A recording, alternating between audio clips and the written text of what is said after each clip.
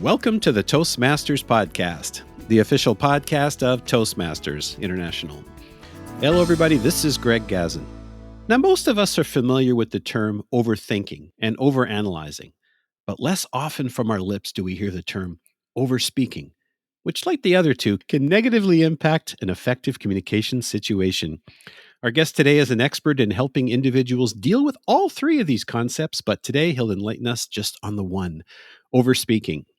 He's Joel Schwartzberg, and for almost 2 decades, he's been a communications coach, a speechwriter, and he's also the author of The Language of Leadership: How to Engage and Inspire Your Team and Get to the Point, Sharpen Your Message, and Make Your Words Matter. He's a former U.S. national and state champion in collegiate public speaking. Joel was also inducted into the National Forensic Association Hall of Fame in 2002. Joel's insights on effective communication have been featured in many publications, including Harvard Business Review, Fast Company, CNBC, Newsweek, and Inc.com, as well as a Toastmaster magazine. Joel's latest article, Stop Talking So Much: Why People Overspeak and How to Keep Discussions Concise, appears in the January 2025 issue of the Toastmaster magazine. Coming to us today from New Jersey, where he lives with his wife and more rescue cats than you can imagine,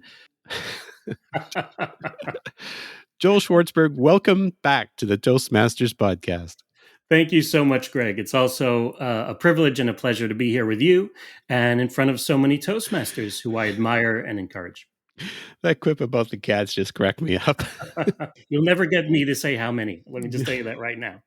Well, you had mentioned that there was fur on your microphone, so I think that may have given it away. All right.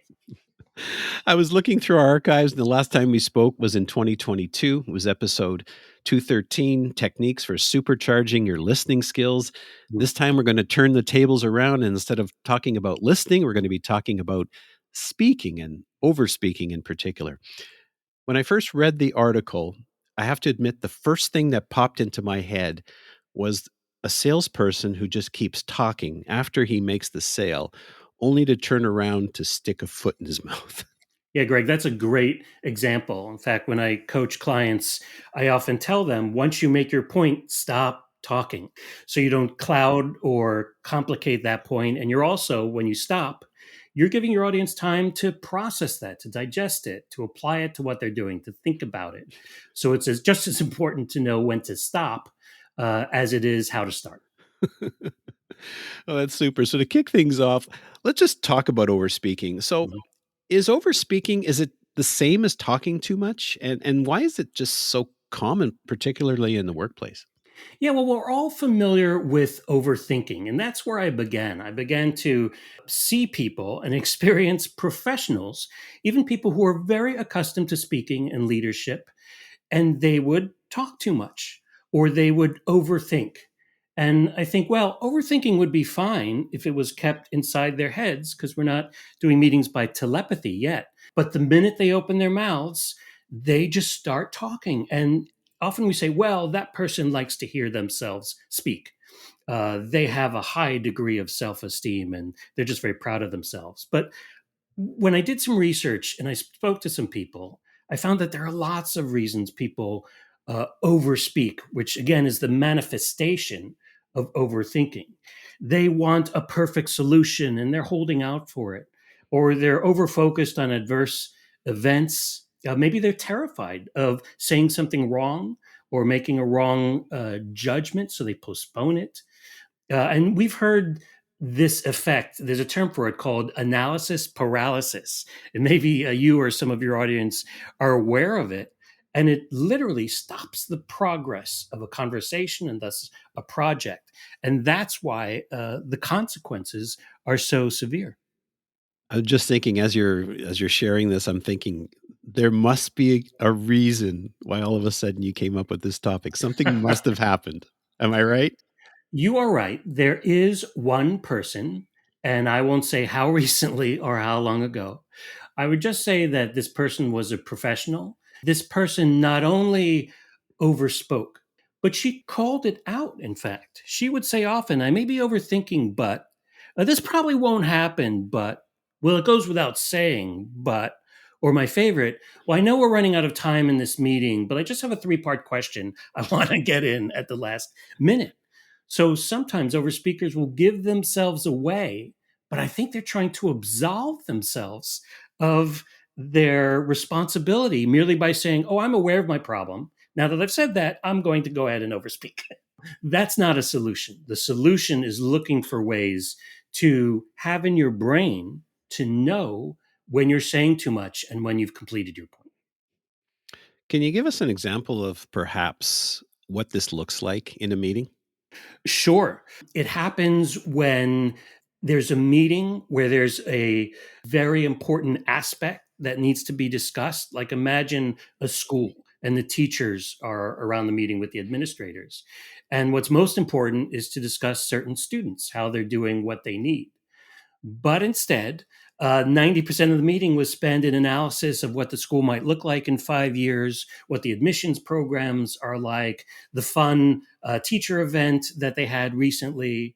And they leave the last 2 minutes for something that should have really been the bulk of the meeting. That's often one of the biggest manifestations of overspeaking. It's really this lack of progress. And if you've ever had an agenda at a meeting and you only got to five and you had 10 things on the agenda, that was because of overspeaking. People were not aware of the time there was, more importantly, the priorities and the goals of that meeting. And what's more, they were not respectful of the other people in the room who had valuable things to address. We're thinking about a parent-teacher meeting. Hmm. Sometimes I can understand they lose track of time, but I'm also thinking maybe they're actually trying to avoid the inevitable. Maybe they're trying to avoid what they really need to talk about. Yeah, in fact, it's funny you bring up parent teacher meetings. I've heard of parent teacher meetings where the parent does all the talking. Listen, that's not the goal of a parent teacher meeting. Your goal as a parent is to listen about your child's development, any challenges, to have a conversation about how you can partner with that teacher for your child's success, not for you to be a publicist for your child. That just wastes the time and misses the point of that meeting. Yeah. And one of the things, I like to look for little nuggets that help, often with alliteration, because I'm a fan of alliteration. And one of them I talk about in the article is understanding the difference between a concern and a curiosity. A concern is something that you need to address because it is a challenge and an obstacle. A curiosity is sort of like, this just popped into my head. I wonder if that could possibly be better handled in a Zoom meeting, in an email, even in a chat. So really try to focus on the concerns, not the curiosities. I also call this a need to know versus a neat to know. Neat to know. Even in presentations, you want to focus on the need to know, not the neat to know. Are there any other telltale signs that someone is overspeaking? There are times, besides the calling themselves out and the signs that they're overspeaking, really the biggest demonstration of it is if you come away from a meeting or an interaction where the goals were simply not met. Sometimes you think that's about time management or it's a poor agenda or the meeting wasn't long enough. But really, what it is about is people not having good word or thought economy and understanding what the goals were for the meeting and thus how that could inform the communication goals for the meeting. One thing I found interesting, I worked at a company where they saw this happening time and time again. And I want to single out one solution because it's so novel and very few people do it. And that is making one person a rabbit hole minder. And basically, you're authorizing that person in the meeting to say, and even interrupt, sorry to interrupt, but I sense that we're getting off topic, and I'm concerned that we're not going to get to the other major topics on our agenda. So I suggest we move on from here and we table this for another meeting or another discussion. The beauty of having a rabbit hole minder role at a meeting, not unlike the note taker role or the meeting leader role, is that nobody has to feel bad about interrupting a meeting. And we've seen this before, saying, I'm sorry to interrupt everyone, but I think we're getting off topic here. You feel guilty doing that. It feels like you're doing something rude. But if it's someone's job in the meeting to do that, then all is forgiven because that's their role. I love that because in meetings, I recall there are people that do that. And sometimes if you're trying to speak, you're trying to get your point across, maybe you're not over speaking. You get annoyed if somebody actually says that. But if they're assigned that task, it makes it a lot easier to swallow. Right. It's much easier to be a professional referee than an amateur referee. Yeah, exactly. I know in some meetings, they also have these things called the parking lot related to things Right. that you can put on the agenda for later if they happen to come up. Yeah, absolutely. And let's make that a physical parking lot, like a page on a cloud site or even a piece of paper in the room that says, all right, and someone physically writes that into the parking lot. This will be addressed later when we have more time. Yeah. So you sort of partially answered my next question, and I was making reference back to something you referred to in the article, and you wrote, curbing overspeaking and its paralyzing effects requires catching yourself overthinking. Mhm. And I was initially wondering whether or not there's a direct correlation between the two, and it sounds like there is. Yeah, like what I write about and get to the point and what I coach is that it starts with your mind. If you don't have a point, you are going to ramble. That's just the way it works. It doesn't matter if you've given one speech or 100 speeches, if you're a senior vice president or an intern. They ramble and they overspeak because they don't know their point. So the only way to cure that is to understand what your point is, even set up your points in advance so that you can state them in a way that gets you the response you're looking for. And what I mean by a point is a proposal, a contention, not just a thought. And the difference sounds like this: Hey, I want to throw out this idea. I don't know, maybe we can discuss it. It's just something that came into my head. That will get you 20 minutes of discussion. But if you say, I propose that we develop a podcast as a way to reach that millennial audience who we already know loves podcasts. You see how that really narrows down the discussion and becomes a proposal that people can respond to. I like that idea. I don't like that idea. My concern about the idea is this, versus a completely blank canvas of responses and often actually crickets as a result of you not asking a specific question or making a specific proposal. In fact, when I speak to people who are running meetings, they have two tools they need. One is the agenda, but all the agenda does is say the table of contents for the meeting. The other thing a leader should prepare is points, 4 to 5 points, depending on the length of the meeting, of contentions, proposals, suggestions, encouragements that they want to make. If they don't pre plan those points, those proposals, those suggestions, then they'll come up scattershot. They'll be overspoken because there'll be too many words in their head. They didn't plan it as a point. Really, getting back to your question, the number one way to make sure you don't overthink and thus overspeak is to plan your points in advance. Now, sometimes we don't necessarily have an opportunity to prepare in advance. I'm just wondering, Joel, what are some of the ways that people can catch themselves over speaking before they do? Yeah, that sometimes we need to do things in real time. And what I recommend for people who open their mouths at a meeting is not to think about starting, but to think about ending. Focus on ending the communication that you're about to make. If you do that, then you see yourself coming to your goal of your point. If you just think about starting, it has no end already. And you just think about talking, and then you begin saying, and you begin saying, but. And one thing, Greg, that I want to bring up that just triggered a thought in me, I ask people to do what I call an and audit. And that's basically to be aware in your writing and your communication to the times you say the word and to see it as a red flag. Because very often when you say and, you're saying two things that are synonymic or that are synonyms, that are so similar that you don't need to say both. And we know that less is more. We need to also understand that more is less. So if we try not to say compound sentences, if we're aware of when we say and that we may not need to, some people even end their sentences with and that's very problematic. Oh, I think we should do this, and it's better because we do this, and I see in the future that we do this, and that word forces them to overspeak. So be wary of that word. Focus on ending, not beginning when you speak, and try to, as much as possible, to plan your points in advance. Oh, one more thing that's actually critical. Sometimes when people ask questions, they overspeak with the questions. They have a big preface, and then they talk about why they're asking the question.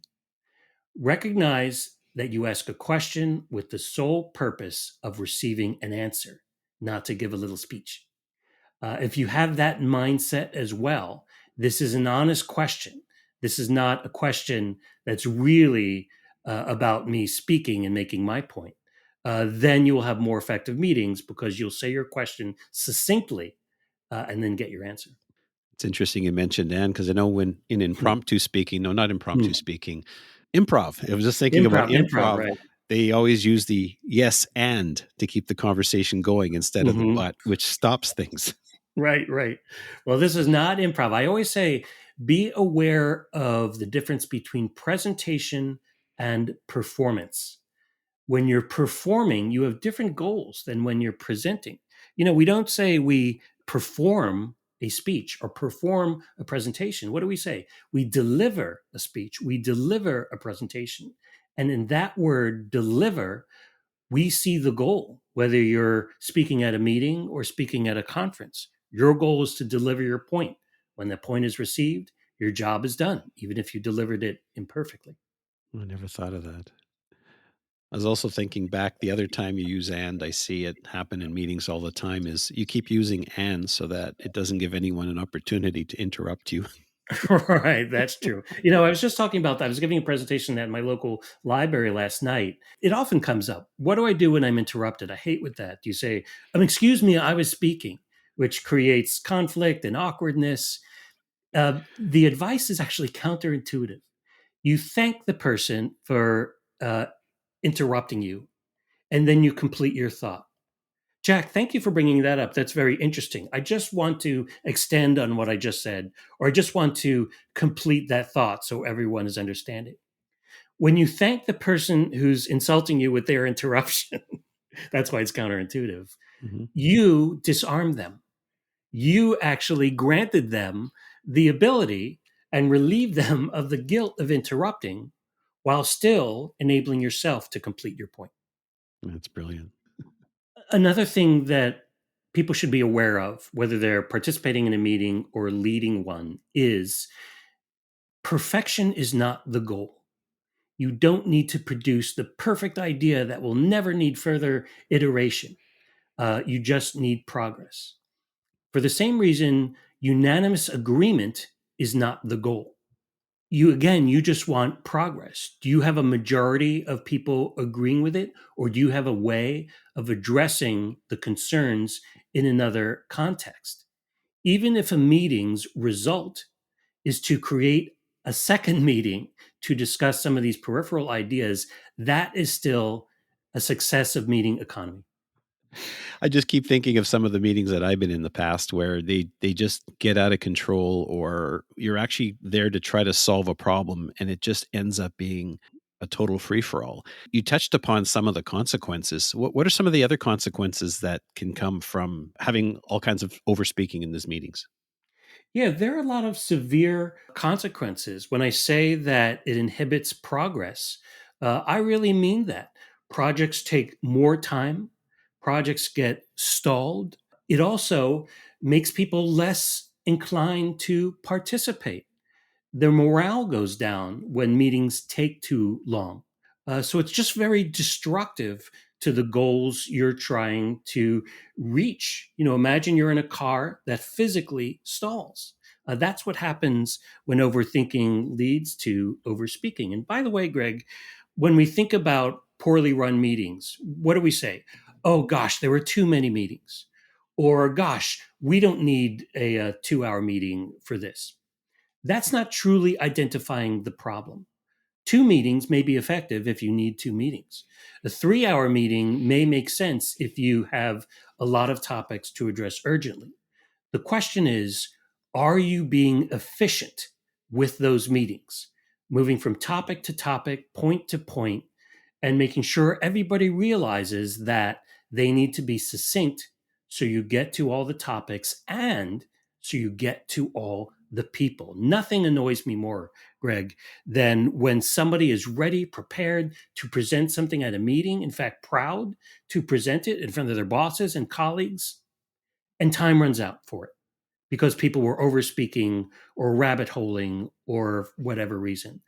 That is like scratching a chalkboard for me because it is a lost opportunity for that person to share their points. Oh, I thought there was more there.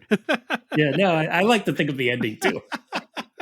You said share their points. You stopped on an uptick, and I thought there was Oh more. yeah, no, you're right. That was like share points and Uh, yeah, stick the landing. That's what I always say. But you're right. It's a good point, Greg. And if you could squeeze this in, when we end on an upspeak, on a high note and a high tone, often people think we have more to say. And that sounds like this: I have this idea, and I want to make sure people understand why it's important, and they've stopped in their mind. But because they ended up on a high pitch, people are expecting more from that. So when you come in for a landing, what I like to say, and I love it in gymnastics, is stick the landing, not only with the word, but end with a hard period. And if you can, end with a power period. That sounds like this. This is what we need to do. This is my best suggestion for moving forward versus up talk. okay, so we have meetings. We want to try to get through them efficiently. Now, sometimes you have a meeting where the goal is to really do some brainstorming. If we look Sure. back at leaders like Peter Drucker, right? He Mhm. suggested that effective decision making isn't always finding the right answer, but perhaps the most effective and appropriate one for the situation. So, Joel, with that in mind, as a leader, how can you create a balance between encouraging input and driving decisions and try to avoid that overspeak? I would say three things come to mind. One is to segmentize the brainstorm. All right, we have 2 hours to brainstorm. This is minute one. Who's got an idea? That's not going to be too successful. As opposed to saying, first, we're going to hear a presentation that'll give us background on this topic and this campaign. So we are educated before we start giving our ideas. And by the way, that's always a good idea. And don't rely on people to read it in advance or to do the homework. You take time in the meeting to do that because people won't always do the homework. And then try to break up the brainstorming into segments. What are ways we can affect this internally? What are ways we can affect this externally? Let's talk about first some of the campaigns we've done in the past that have succeeded or that have not succeeded and what we learned from them. So, see, there are a number of ways to segmentize the conversation to prepare people for that discussion. Another way is to ask questions and to have questions in advance. What do you think is the best way to do this? Who has learned from this? What are examples of things where we've seen this before? So, not just to say, all right, the mic is hot, go. People respond to questions more easily than they respond to go or blank canvases. So, those are ways we can definitely set up the brainstorm so it has some success. And finally, the one big one is to really be clear with everybody about the goal. And the goal should never be to come up with the greatest idea ever. The goal is to move us closer. So maybe it's, I want to come out of this meeting with 5 concepts that I'm then going to call a meeting of our senior team or our executive leadership team. We'll review and ask questions, and I may come back to this group for that. So think about it as being part of a process that leads to an eventual idea or leads to an eventual impact, one that doesn't necessarily have to happen at that meeting. I like that because sometimes you see in meetings where it's sort of an open brainstorm, it's all over the place. So, what you're actually doing is you're giving people the opportunity to say things, but you're also constricting where they're going so that you've got some kind of organization. Yeah, I would call it controlling it so it's efficient versus something like limiting it. Or, you don't want to put a hard stop on it either. You want to sort of control the way because a good meeting manager or a meeting leader will say at the end, all right, I just want to review some of the ideas that I'm now going to bring to the executive leadership team. First, this concept, second, this concept, third, this concept. Does everyone agree that those are the ideas we want to put out. And is any of that fuzzy to anyone here? Let's take the last 10 minutes to discuss that. One of the things that a meeting leader needs to be aware of, and I learned this by making a mistake, is to be open minded about ways the trajectory of that discussion may change.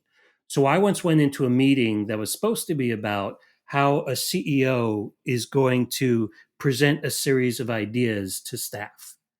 And I led with that. How can we use the CEO? Here are examples of the CEO doing this in the past. I love to hear how all of you in these different departments can utilize the CEO in this way. And you know what they most wanted, Greg? They wanted a video. They wanted to create a video that combined scenes of success and inspired people to think of their contribution to the company. And in fact, not use the CEO at all. So we eventually created a video without the CEO. And it was, in fact, more effective than had we used the CEO, who they saw as a guy who was sort of professorial, but not necessarily inspiring, at least in this context. You must have had a real open-minded leader there, because someone goes in with an agenda and all of a sudden you leave with something totally different. That's incredible. Yeah, you have to be open minded and you have to actively listen. And I know we talked about this in the last podcast, but really listen to what people are saying, because sometimes you have to back up and say, oh, you know what? Maybe we're talking about a different idea. Let's get agreement on this new concept. Maybe it's not about the CEO looking into camera and talking to staff, but maybe it's more celebratory with a video of the successes that we have. Be open to that change in trajectory and to throwing out one idea because you have a better idea, thanks to the input and the responses from the people you're working with. In the context of overspeaking, the quote that you included from Melody Wilding from HBR really sums it up. And you quoted, "It's important to remember that the goal is not to eliminate all deep thinking, but Right. rather to prevent it from spiraling into the unproductive kind." Right. I'm not against thinking. I'm not even against deep thinking. That's what we do based on our experience and our qualifications. What I'm saying is, going back to that needs to know versus need to know, going back to that curiosity uh, that you're relying on. It's about strategizing your thinking and your communications so that they're best serving the goals of the moment. Beautiful. Now, Joel, we've spoken today a lot in the context of businesses and meetings and leadership. Now, this could also apply to perhaps a subordinate. Mhm. But how could you politely perhaps tell a friend or a colleague or a family member that they're overspeaking without really offending them? Well, one of the ways, and we discussed this, was having a meeting, a rabbit hole minder. And not just having that at the meeting, but saying to that person who reports to you, you know what, I noticed at this meeting, there's been some overthinking that led to overspeaking. So you're not indicting that person in particular, but you're being general. So what we're going to do from here on is being a rabbit hole minder. In fact, would you like to serve as that rabbit hole minder at our first meeting? Wow, what a great way to have that person realize the problems with overspeaking, especially in themselves. Now, if you do have to address that person directly, what you want to do first is thank them for their curiosity, thank them for their commitment, but remind them not that they're doing something bad, but that these meetings have goals. And you notice that meetings are ending with people not getting the opportunity to present and not having the opportunity to meet items 8, 9, and 10 on the agenda. That person you're speaking to will feel for that. They won't argue, oh no, it's fine to have meetings where we don't get to half of the agenda. It's fine to have meetings where people don't get a chance to speak. They will totally agree with that. So if you put it that way and you find that point of agreement, they will understand that they need to curb their overspeaking, not because they're a bad person or a terrible communicator, but because it enables a more efficient meeting. It enables a meeting that meets its goals, and it enables everyone to get their chance to share their ideas. Now, what about, again, a family member or a friend? I mean, I'm going to say, "Hey, let's go for coffee because I want to talk about the rabbit hole minder." And they're going to go, "What?" Yeah, right. Maybe we should have rabbit hole minders at Thanksgiving dinners. Maybe that should be a thing that we can create. That's a little tough, but I would say that people can tactically interrupt when that happens. I wouldn't pull someone aside and say, listen, you're kind of an over talker. Have you ever realized that? Nobody's going to take really well to that. We don't really like criticism. It's the truth about most of us. But if when they're doing that, you say, oh, that's a good, like I said at the meeting, interrupt them and say, oh, that's a really good point. It makes me think of this other thing. Or interrupt them and say, oh, thanks for that. I never thought about it that way before. What I was really trying to understand was, so you see, if you interrupt with appreciation, with acknowledgement for what they were doing, then it is forgiven. And then you take that opening to cut them off in intent and continue with their thought. So my encouragement is not to call them out, but rather to strategically and appreciatively interrupt. What you can't do is have people go home when they've been sitting in your living room too long. But that's a talk for another day. I'm just talking about communication. So, folks, to go along with Joel's encouragement, if you have a friend or family member or fellow Toastmaster who may overspeak, I'm not implying that they do, wink, wink. I encourage you to share this episode with them. You can find the Toastmasters podcast at toastmasterspodcast.com, toastmasters.org, Apple, Spotify, and anywhere you get your podcasts. Now, Joel, before we wrap up, once again, you've given us some true golden nuggets. If someone wanted to connect with you, reach out to you, find out more about your books, where's the best place for them to do that? The best place for them to go is joelschwartzberg.net, JoelSchwartzberg. Blame my parents. joelschwartzberg.net. And what I like to think of that platform as, and people in IT will appreciate this, I think of my work as open code. I want to share everything I've done. So if you click on articles, you will see all of the articles I've written for Toastmasters and Harvard Business Review. And because I like speaking in nuts and bolts, you'll see them based on particular skill sets. If you speak too quickly, if you're running meetings ineffectively, if you don't know your point, if you're scared about public speaking. So it's really easy to pick a topic in an article that matches your particular challenge. Thanks, Joel. And of course, folks, don't forget to check out episode 213, Techniques for Supercharging Your Listening Skills. That was back from 2022. And of course, read Joel's article, Stop Talking So Much: Why People Overspeak and How to Keep Discussions Concise, which appears in the January 2025 issue of the Toastmaster magazine. Joel Schwartzberg, thank you so much for taking the time to speak with me today. And thank you so much for your cats for not interrupting our conversation. I tried. Thank you, Greg, and thank you to all the Toastmasters listening, and good luck on your public speaking and leadership journeys.